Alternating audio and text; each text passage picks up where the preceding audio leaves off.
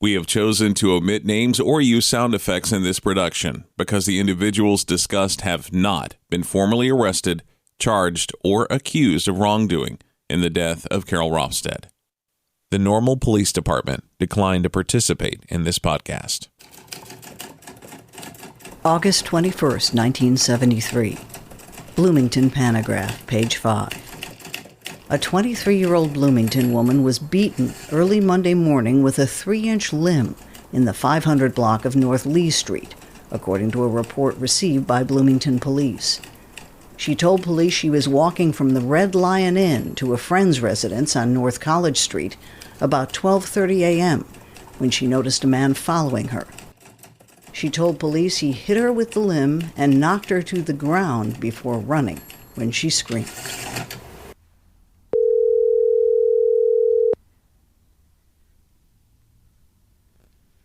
Hello. Hi, may I speak to Rebecca, please? Rebecca? Telephone! Did she just hear it ring? She can't hear it. I don't know. Hello. I'm sorry, I'm out of breath because I just walked up the stairs. Yeah. Because, you're calling a 74-year-old woman. And this was way back when I was like 24. It's amazing what you can remember decades after certain events, especially if they're terrifying.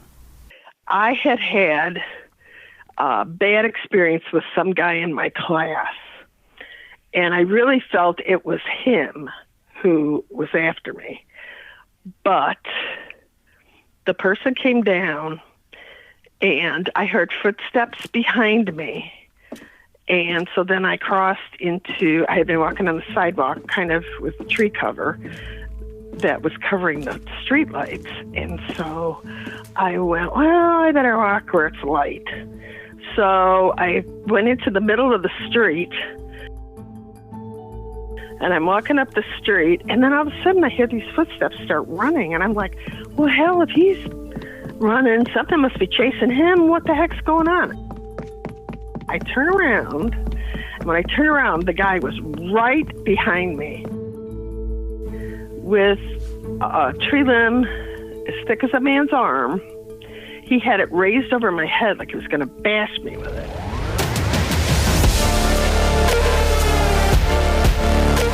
From Genuine Human Productions, this is Carol's Last Christmas. Chapter 15. I had trouble with a guy in class. My blood is 100 proof. May God have mercy on you. 'Cause you best go. I'm a criminal, so despicable. Tell me you're pickable, and then it feels good to be a criminal. So despicable, tell me you're pickable, and then it feels good.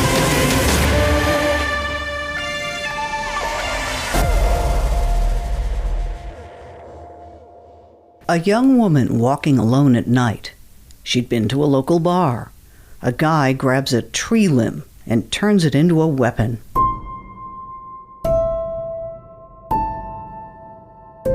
This happened in the same college town, the same basic area as the tree limb attack that would kill Carol Rofstad 16 months later.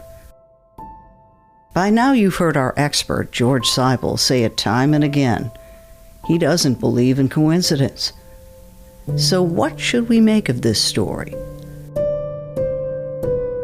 I didn't explain to George. I think there might have been a racial implication too. Oh, really? Because my friend and I had just been dancing at the Red Lion Inn on Market Street, and she and I we knew a group of black gentlemen, and we were dancing with them.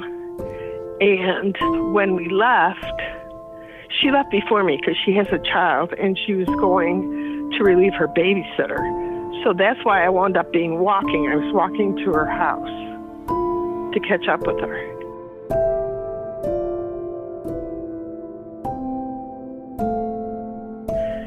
had said when she had left in the car, a car went by her and called her an N-word lover.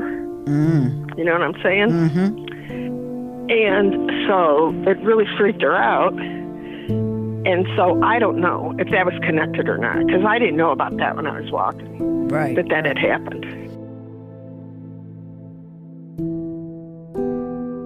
Do you recall the Rofstead case happening? Oh, yeah, I do. Yes, I do. What year was that? I don't remember. That was 75. That was Christmas Eve, 75. Yeah, that's why that title is... Mm-hmm. Yeah, okay. Of course, Rebecca lived to tell her story. But all records had been destroyed. We might never have known about it if not for a newspaper account. But I turned around and faced him. And when I turned around, I don't know why, I crossed my two arms over my head in protection with my big old heavy bag hanging from my crook of my arm. He hit me with the tree limb, knocked me, we wore clogs back then, knocked me out of my shoes to the pavement on my back. Young girl jumped up screaming, cursing like a sailor. He freaked and started running away from me. So, of course, sassy, I would not let it go, and I started chasing him and screaming at him and cursing him. I did it for 2 blocks. And then I slowed down and went, you know what? He might have if he was up there with those guys up there and that, there might be more of them. And so I said, I better get down and get a cab. And so I got a cab and went to my girlfriend's house.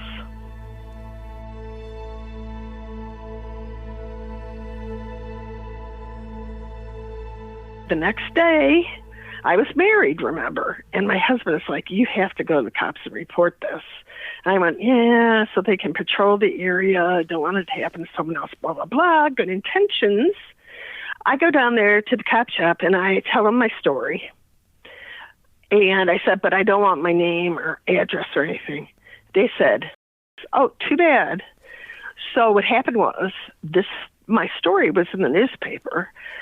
And it was also on the radio, my name and my address. So then I started getting obscene phone calls where we had to get the phone number changed.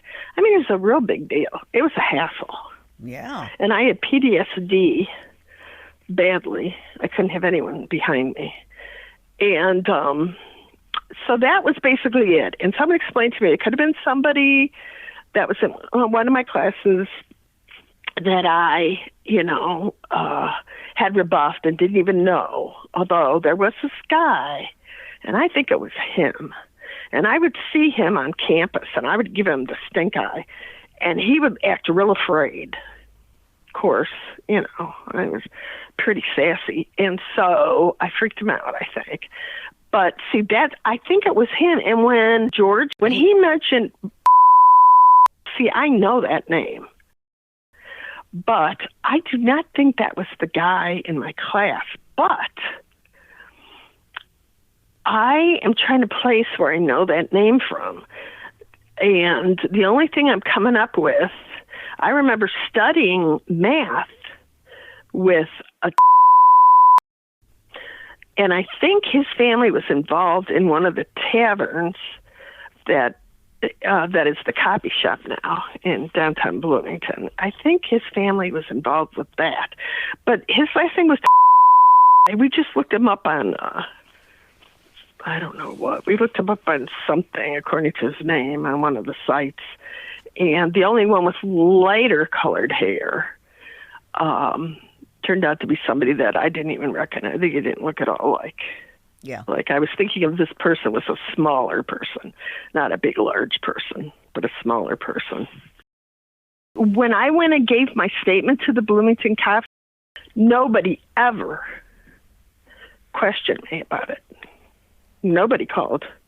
Nothing. Well, except the obscene phone callers. No follow-up. No.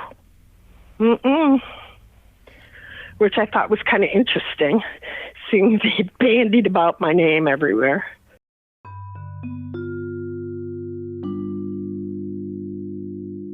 Rebecca says she hadn't thought about the attack for years until we contacted her. And she had no idea how similar it was to a murder that would happen a year and a half later. How was she killed? Was she killed by a blunt object? Yes, a tree limb. No kidding. No, you know what? I don't think I ever knew what killed her, because see, I asked you. I don't think I knew that. Well, I always joked. Here I came from, born in Chicago, raised in the western suburbs, and it wasn't until I moved down to sleepy little Bloomington that someone attacked me. The Twin Cities of Bloomington Normal were college towns, full of young guys and girls. The police sketch of Carol's attacker didn't ring a bell with Rebecca, but remember, that sketch may not have been worth the paper it was Xeroxed on. Was this a related crime? Police never connected the dots. When our team met again over lunch, George repeated another cardinal rule for good investigation. So, the most common screw-up in any murder investigation is you focus on one thing and one thing only, and you absolutely disregard everything else. And the whole thing about cognitive dissonance, whatever you don't like to hear, you throw away because it doesn't fit with what you believe about something. George believes the attack on Carol was planned and involved 3 men: a lookout, the hitman, and the mastermind. I'll go to my grave unless somebody convinces me otherwise that they did the stalking, and the stalking was actually on the night of the crime. I think it was the night of the crime. Puts himself on the street. He puts himself on the street talking to Carol a half hour before the murder, and so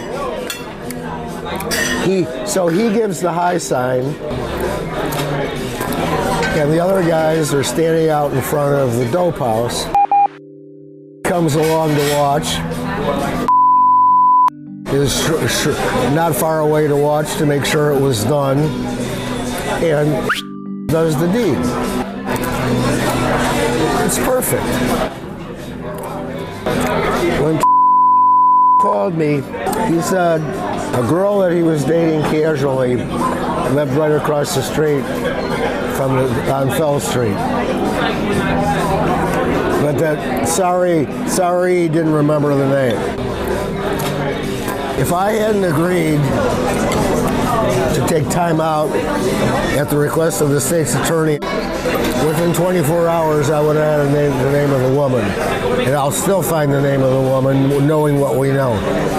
I can get to talk to me. I swear I can. How deep into your conversation did he reveal being on the street? Reveal what? Being on the street that night. 15 minutes in. Really? The minute you started talking about particulars and what's your alibi kind of thing? I didn't ask him for an alibi. That's a turnoff. I get people to talk if they want to.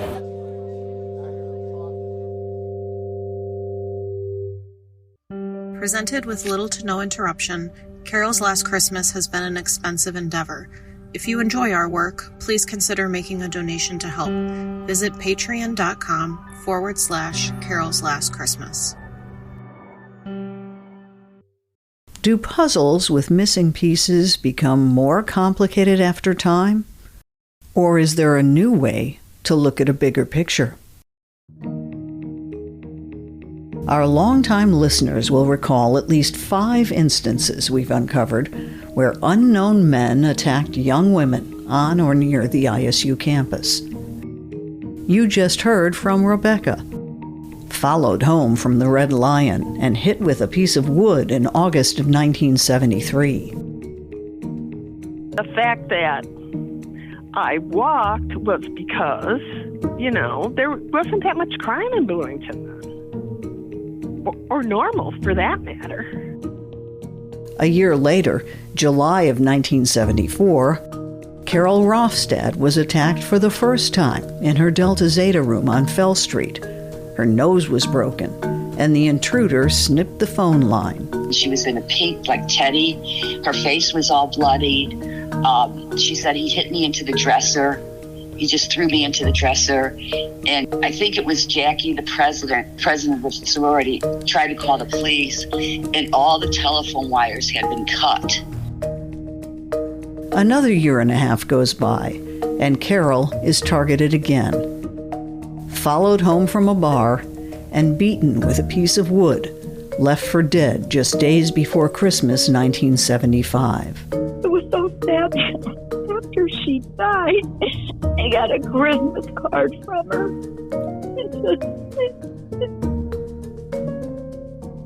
And it was even postmarked the day she died. Just 2 months after Carol died, February 28, 1976, the prime suspect in Carol's murder was arrested for violently attacking an ISU student. The victim had actually worked for him on his campaign for Student Senate President. Witnesses say he was strangling the woman and had to be physically pulled off of her. Letter to the editor. Is this what we want for ISU? It was only fair to let retain his position before his trial for battery. After all, under law, he was innocent until proven guilty. Now, however, we have a convicted criminal running our government. The situation is unpleasant at best. At worst, it is disgusting. And the most disgusting facet is the inaction of illustrious campus politicos. It wasn't exactly the kind of publicity the university needed, especially after a campus murder. I moved here from Chicago. I'd practiced law in Chicago for 2 years. I applied for a job called Director of Student Legal Services. This attorney, who at one time represented the prime suspect, was left to wonder why he seemed to be treated with kid gloves. The only thing I can remember was a chance conversation. Must have been at least a year, 2 years later. I spoke to an acquaintance who was a police detective, and something about the Ralston matter came up. And I said, Zen, are you still investigating? And he said in a sarcastic tone, oh no, that would be harassment. We couldn't do that. That case was solved through an arrest and conviction. But other crimes on and around campus continued. In September of 1978, a man broke into the Alpha Omicron Pi House at nearby Illinois Wesleyan University. He tied up 5 girls and raped a 6th. That crime has never been solved. And 3 months after the Wesleyan sorority rape, this woman was also attacked in her room on Fell Street. Again, the intruder snipped the phone lines and got away. I started to fight. Mm-hmm. And then, then I started bleeding and stuff. And that's when he put a pillowcase over my head. And then by then I was laying face up on the floor. And that's when I said, please don't hurt me. And he said, I don't want to hurt you. And out he went. Is it valuable from an investigative standpoint to look at this bigger picture? Is it possible that some of these crimes could have been related? George has some ideas. Let's talk about connectivity, what fits, what doesn't fit. Sometimes I feel like, that throughout our production that I've been overly tough on the old-time cops and everything. But the reality is that if you want to get good at anything, you got to have practice. We'll hear from him when we come back.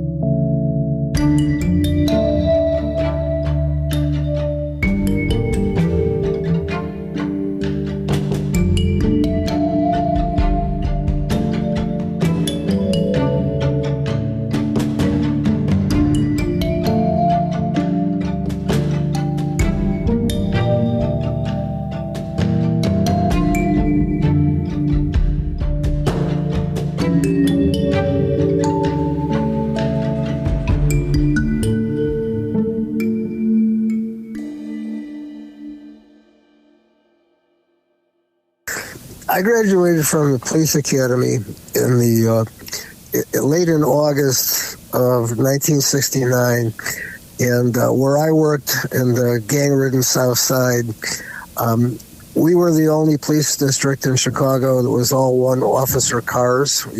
So I was working without a partner, and I was brand new. So Labor Day weekend was 95 degrees the whole weekend, and the streets were just absolutely freaking crazy. So in the 3.5-4 day week holiday weekend, I personally handled 4 different murders. And so, you either have to learn fast or you don't survive. But the point is that, these were not big investigation things. They were essentially respond quickly to calls where people were shooting the hell out of each other. But in 2 or 3 of those, I actually had to do some legwork and track down the killer and so on. So, so that said, I handled, it's not that I was smart especially, because I'm not, but the reality is that I probably handled more murders in my second weekend on the street than all of these guys combined did in the Twin Cities in their entire careers. Mm-hmm. So how do you get good at something if you don't have an opportunity to learn, So I just, it's one of these things where I think that, the people that I worked alongside and everything else that broke me in on the job and whatever, it was kind of like a monkey see, monkey do thing, And so I saw other people doing what they did, and I figured out how to do it myself. And so I just think the lack of practical experience has a lot to do with not being able to connect dots and to be able to organize thought processes and so on. Well, I don't think the Bloomington deal where somebody held 5 girls captive, tied up, or whatever the explicit facts of the case were, and then raped the 6th. That method of operation doesn't seem to me that it jives with a lot of the other things. But what we do know is Carol was a victim of a home invasion in '74.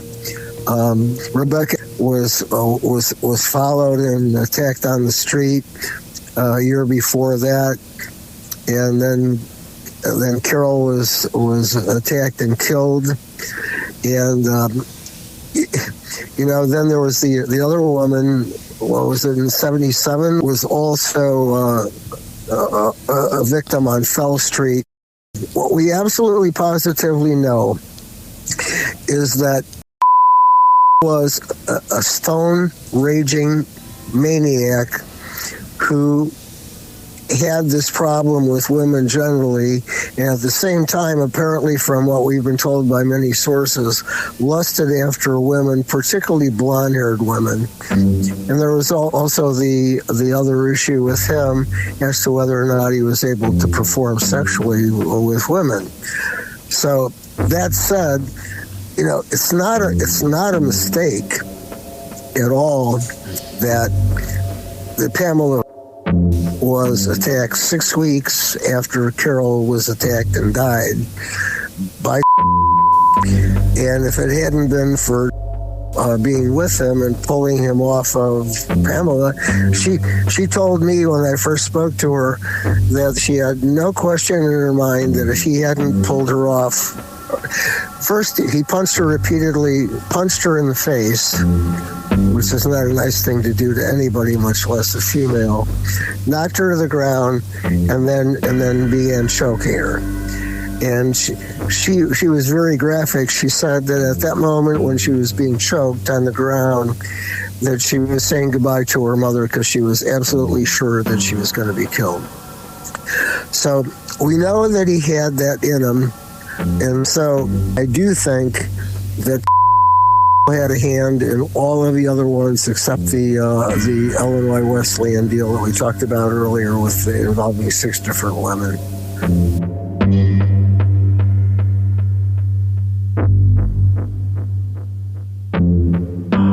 So what about the 2 accomplices, the men we identify with these sound effects?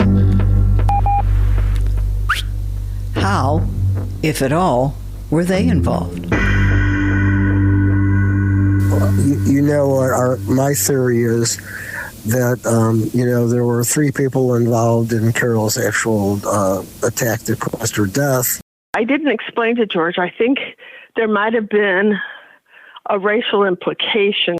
Rebecca said that she thought that there was a racial component to her being attacked. That she and her friend, who were both white, were dancing with some black guys. And, the reason that I find that extremely interesting is because when we did all this deep digging as to he was an outright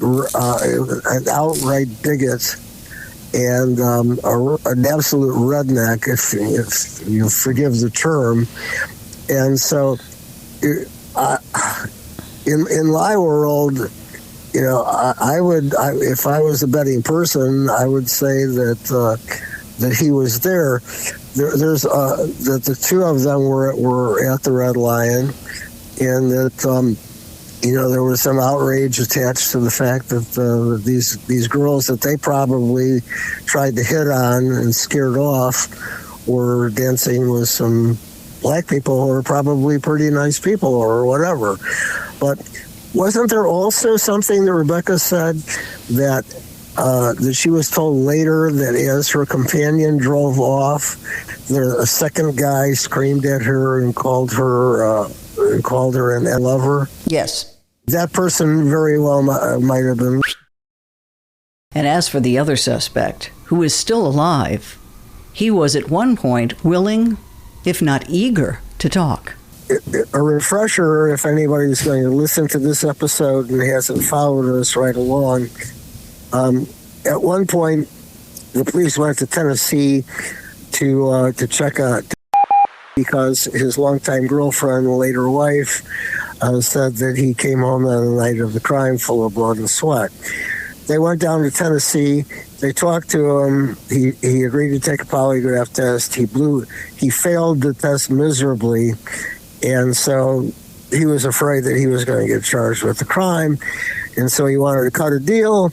And he said, "You give me immunity from prosecution, I'll tell you everything you want to know." The then state's attorney of McLean County, Ron Dozier, in one of his most brilliant moments, I'm sure, said, "No, we're not giving him immunity." And so he knew exactly what happened. He had blood and sweat on him, so he was there back then, and he knows that now.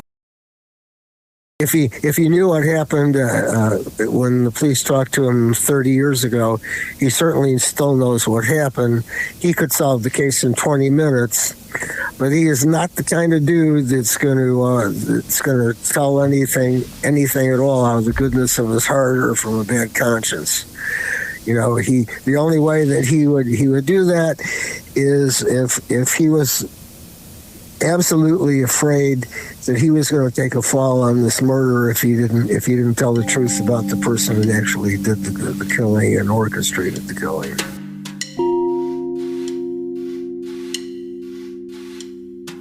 The one important thing on the second phone call from in the last month or so that I alluded to before is that out of the blue, without being prompted or being asked anything, he said, I had a personal relationship with Ron Dozier, who was the state's attorney. There are a variety of different possibilities, but, if you use the old analogy, it sounds like dirty pictures on those people. And I don't mean that literally, I mean it figuratively. Mm-hmm. So I believe that between the state's attorney and the university president, I think it's more than likely that the detectives back in the day were told, drop it. We don't want the case solved.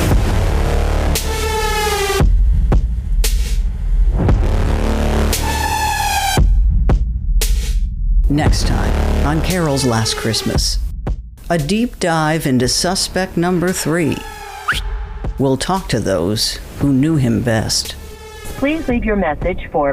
I'm a journalist investigating something that involved your late husband. 2 girls, they had thrown a beer bottle at my husband's head in a bar one night, and he smacked one of them. He told me one time he got interviewed for a murder case because 2 girls called in on him and said, "Oh, that looks like..." I'm a criminal, so despicable, done the unthinkable, and then it feels good to be a criminal, so despicable, done the unthinkable, and then it feels good. Carol's Last Christmas is a genuine human production, reported from interviews with friends, family, and experts, and based on official records obtained through the Freedom of Information Act. Lead investigator George Seipel, Chicago Police Department, retired. Investigator and co-producer Alexandra Daskalopoulos. Investigator, writer, and narrator Demetria Kaladimos. Voiceover recreation Justin Holder. Audio mastering and consultation by Paul Gibson. Music provided rights-free by Artlist, Blue Dot Sessions, Motion Array, and Storyblocks. Original music by Verlin Thompson. Graphics by Orlando Rodriguez and Thalia Kaladimos. Website and promotional material, Thalia Kaladimos and Jim Champus. Our theme song is Criminal by Binge Herd, featuring Katrina Stone, courtesy of Artlist. Carol's Last Christmas is distributed by Radio Misfits. Our sincere thanks to the Reporters Committee for Freedom of the Press for pre-publication review, and to those who knew and loved Carol and generously shared their stories.